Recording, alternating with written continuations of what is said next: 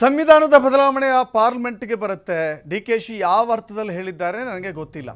ದೆಹಲಿಯಲ್ಲಿ ಕಾಂಗ್ರೆಸ್ನ ಎಂಎಲ್ಸಿ ಹರಿಪ್ರಸಾದ್ ಹೇಳಿಕೆ ಕೊಟ್ಟಿದ್ದಾರೆ. ಸಂವಿಧಾನದ ಬದಲಾವಣೆ ರಾಜ್ಯದ ಸಬ್ಜೆಕ್ಟ್ ಅಲ್ಲ ಅನ್ನೋದು ಹರಿಪ್ರಸಾದ್ ಅವರ ಮಾತು.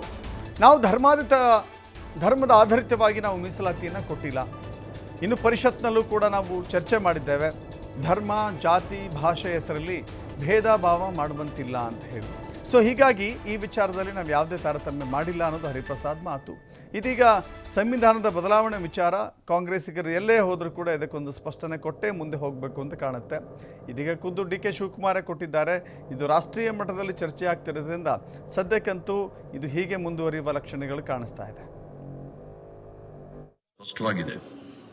ಇದನ್ನ ಈಗ ಸಂವಿಧಾನ ಬದಲಾವಣೆ ಮಾಡ್ತಕ್ಕಂಥದ್ದು ಅದಕ್ಕಿರ್ತಕ್ಕಂಥದ್ದು ಪಾರ್ಲಿಮೆಂಟ್ ಅಲ್ಲಿ ಮಾಡಬೇಕಾಗಿದೆ. ಅವ್ರು ಯಾವ ಅರ್ಥದಲ್ಲಿ ಆ ಥರ ಹೇಳಿದ್ದಾರೆ ಅನ್ನೋದು ಏನು ಗೊತ್ತಿಲ್ಲ.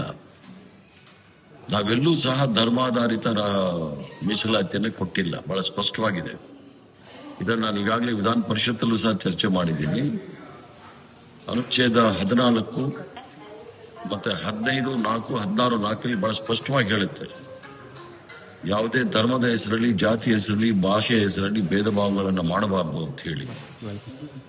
ಆದ್ರಿಂದ ಮುಸ್ಲಿಂ ಅನ್ನೋದು ಅದು ಧರ್ಮ ಅಲ್ಲ, ಅದೊಂದು ಸಮುದಾಯ. ಧರ್ಮ ಅಂತ ಹೇಳಿದ್ರೆ ಇಸ್ಲಾಂ ಧರ್ಮ ವಿನಃ ಮುಸ್ಲಿಂ ಧರ್ಮ ಅಲ್ಲ. ಇಸ್ಲಾಂನ ಅನುಯಾಯಿಗಳು ಮುಸ್ಲಿಂ ಸಮುದಾಯದವರು.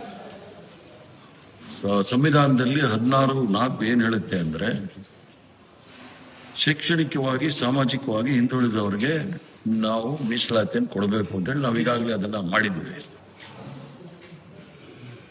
ಆ ಸಂದರ್ಭದಲ್ಲಿ ಇಲ್ಲೆಲ್ಲೂ ಸಹ ಧರ್ಮದ ಪ್ರಶ್ನೆ ಬರುವುದಿಲ್ಲ.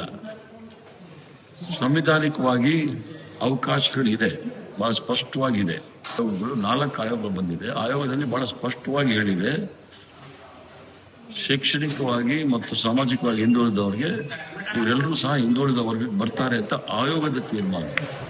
1993 Indira Sahni versus union of ಇಂಡಿಯಾದ ಕೇಸಲ್ಲಿ ಬಹಳ ಸ್ಪಷ್ಟವಾಗಿ ಸುಪ್ರೀಂ ಕೋರ್ಟ್ ನಿರ್ದೇಶನ ಕೊಟ್ಟಿದೆ.